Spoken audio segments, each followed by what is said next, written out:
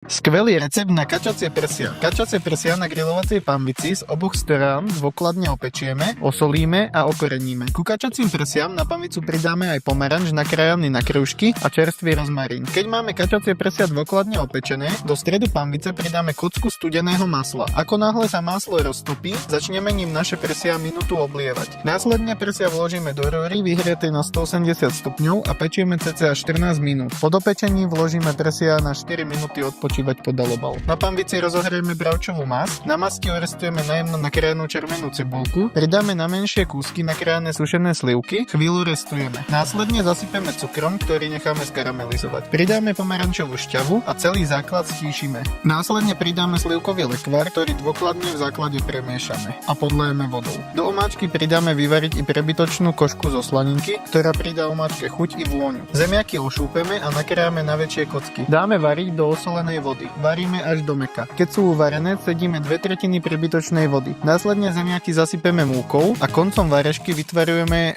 do cesta tunelčeky. Prikrieme pokrievkou a necháme spariť cca 15 až 20 minút. Pridáme orestované kúsky slaniny a spoločne so zemiakovou zmesou rozťucháme. Zo zmesi vytvarujeme škubánky, ktoré opečieme na rozpálenej masti do zlatohneda. Servírujeme každý podľa vlastnej fantázie. Celý videorecept nájdeš na našom YouTube kanáli. Tak klikaj a prajeme ti dobrú chuť.